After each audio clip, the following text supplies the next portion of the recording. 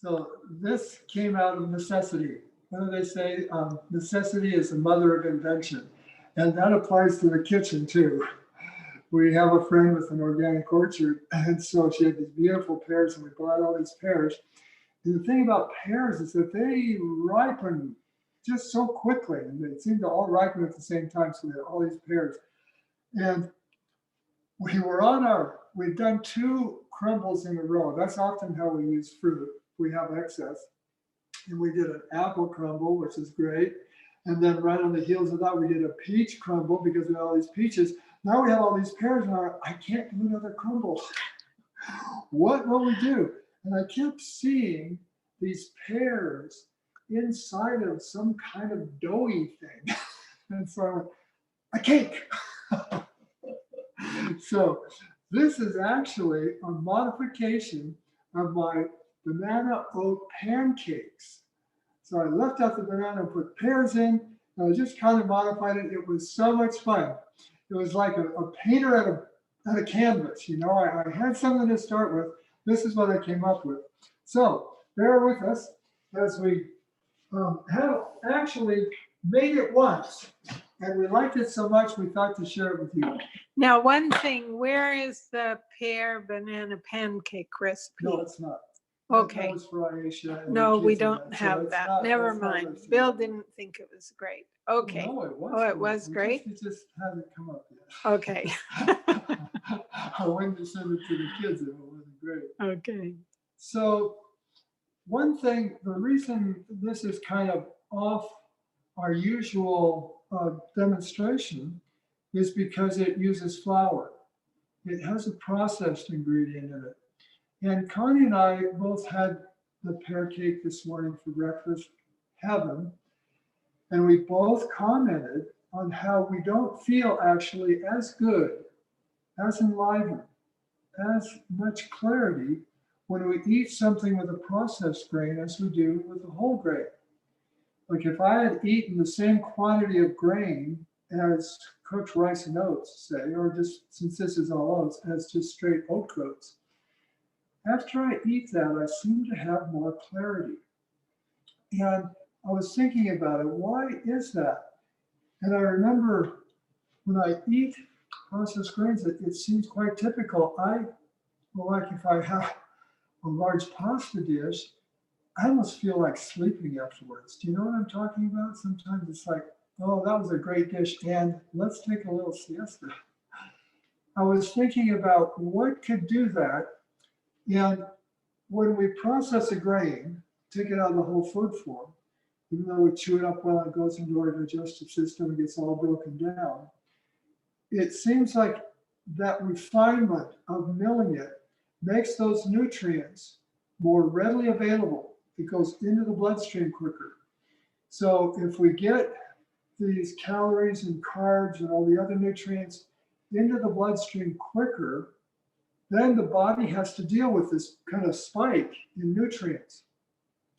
Kind of like I was thinking if we had a factory job making widgets, and it took 3 components. Our job was to put 3 components together, put it in the machine, clink, comes out widget. Okay, now I've got a table behind me with my raw materials. So I go 1, 2, 3, put them in the machine, clink, away it goes. It's really nice if I have 3 ingredients there to pick up, put in and go. 3 ingredients, pick up and go. But if one morning my supplier comes in and instead of setting it up so I've got 3 at a time, he dumps 100 of them on my table.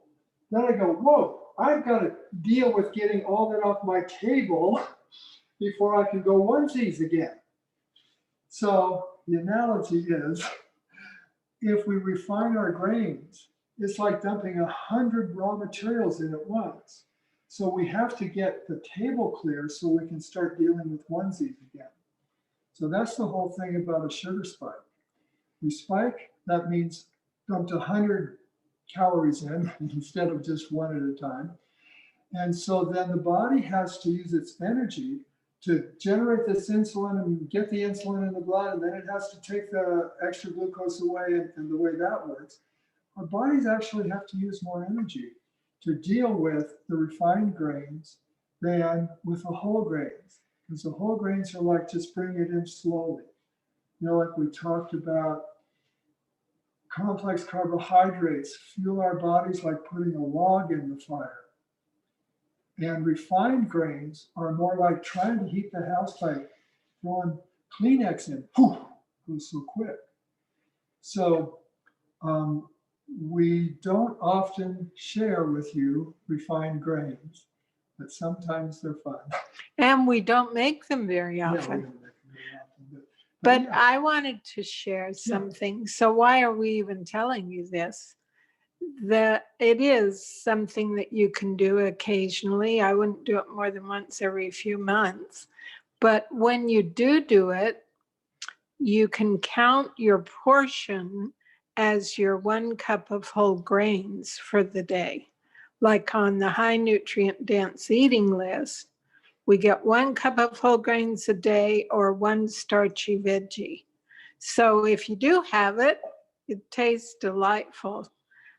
Count it as your 1 cup of whole grains on the high nutrient dense list. Okay, so we then are going to start. So I make my own oat flour.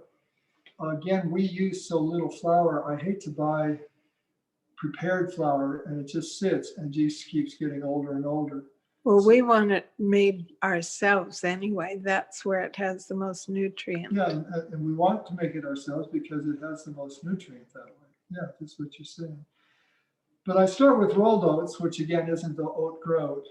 I've tried making flour out of oat groats, but I haven't been able to get it fine enough. There's still the crunchy. So I do it with the rolled oats and it works great. I mean, it takes like 5 seconds. Watch this.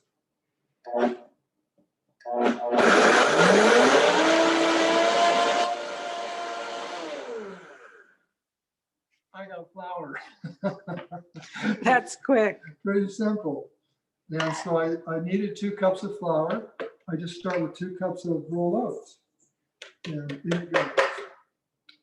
Okay, so I want to put all my dry ingredients together first. So I have 2 cups of flour and I want to add 1 cup of rolled oats. So I've made it a little bit more whole by using the rolled oats and not just 3 cups of flour. And then I put in a ½ cup of raisins and a tablespoon of baking powder. Oh, okay. Tablespoon of baking powder, that's in here. 2 tablespoons of ground flax, a teaspoon of cinnamon. And that's all my dry ingredients. I just need to mix that up. And then we'll make our wet ingredients and we'll add it to this bowl. And I'm going to bake it in an 8x8 baking dish, like a cake. You could do it in a round if you wanted it more like a round cake. And I realized you could make this kind of like zucchini bread. You could put it in a loaf pan. So you had it like a loaf and you could take it out when it was cooked and then do slices like that. So we've got our dry ingredients. Then we're going to make our wet ingredients. And quite often in baked goods, they'll use milk. And so the vegan alternative or the whole food plant-based alternative is almond milk. And rather than making the almond milk separately and then adding it, I just make it along with all the other wet ingredients. So I've got a ½ cup of almonds, and my ratio for almond milk is usually 3 parts water to 1 part almonds. So if I wanted to use straight almond milk, I would now add 1.5 cups of water. But I found that the pears are so wet, that makes it way too wet. I had to cook that first experiment like 1 hour and 15 minutes to get it to bake. So I've cut cup out of the water. So I'm only adding 1/2 cup of water, which is what's going to contribute to the making of the non-dairy milk, the almond milk. And I'm relying on the moisture in the pears to make up the rest of it.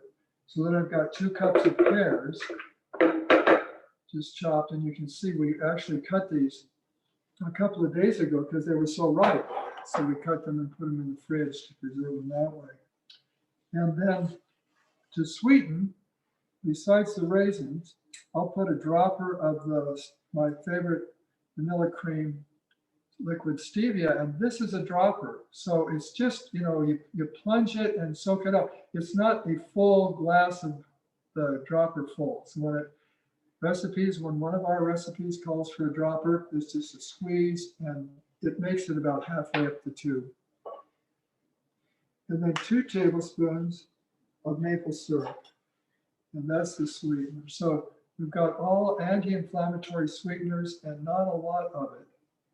But the pears and the raisins add all the sweetness that we feel we need. It was sure sweet enough for us. Yes, totally. Okay, so there's that. So now I'm going to pour this up. What do you use other pears for? Oh, so these are coming up, but in my mind, I always saw pears kind of in the midst of this cake. So I've got 2 cups of pears to infuse the cakey part with a real nice, rich pear flavor. And then I've got another cup of pears that's going to go in after we mix it all. Everything's mixed. I will fold these in so that we've got that, nice bites of full pear. That's my idea anyway. Okay. So we're going to mix it up. So we're making the almond milk and everything all at the same time here.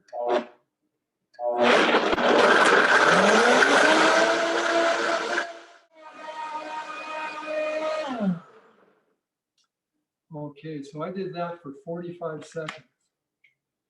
And I've got my wet ingredients ready to go in with my dry ingredients. My spatula. Get everything out. Here we go. This wet. Get it all out. So it's pretty thick, the wet ingredients, yeah? Well, yeah, it's not like water for sure. Sure. And like I say, I've cut out quite a bit more from what I did the first time. And I'm thinking this will be fine. Yeah. To keep it moist enough so it's not too dry. But we shall see. And if it turns out that we need a little more liquid in that wet ingredient, we'll change the recipe that we send to you. We're still in the experimental stage. The creative process. The creative process, but we couldn't wait. We had to share it. So I just mix all this together. I think it'll be fine. Really nice. And then we'll fold in those whole pears, put it in our baking dish, and I put it in, we use our air fryer to bake things. If it's just an 8x8, our air fryer takes an 8x8 baking dish, which I love, because if I was baking it in our full oven, I would have had to preheat the oven, 10 minutes ago. And with the air fryer, I put it in, it takes like 7 seconds to get up to 350. So I love the efficiency of the air fryer. Now I'm going to fold in the whole pears that I've chopped. And we'll put it in our baking dish, and away we go. And hopefully it'll be ready by the end of the call. We'd love to share it with you. Okay. That's that. Show them that dish. Show them what this is The like. dish. This, so this is an 8x8. Now, a lot of people call it an 8x8. Yeah, that's an 8x8. What's it say on there? It says, doesn't say. Okay, I thought it might, given the size. But it's just a Pyrex dish. And you're not oiling it at all. You're just putting it straight in. Yeah. Yeah, so speaking of oil, that's the other thing we like about this. Most baked goods have some form of fat or oil in them. So we find this perfectly satisfying without any oil. So what's the value of no oil? Why are we concerned about oil? Well, oil, yeah, there are 2 big reasons. One, it's keeps us from easily losing weight, but more importantly, if we eat much free oil, it's inflammatory and it can build up over time and create plaque in our arteries as well as our brain. So we really are careful with oil. We use very little, and it makes a big difference. Yeah, so they've been finding, particularly in reversing chronic conditions, heart disease, high blood pressure, arterial sclerosis, Cholesterol. high cholesterol, they've been finding going what they call oil-free, which isn't actually oil-free. It's just getting our oils in the whole food form. So that's like the nut and seed dressings that Connie has made up and has so many on the website. So that, again, kind of like our analogy of the factory worker, when we take our oil as a free oil, it just goes in the bloodstream so fast that it kind of taxes the whole system and puts a burden on the liver, which in time has its consequences. So that is our pear cake.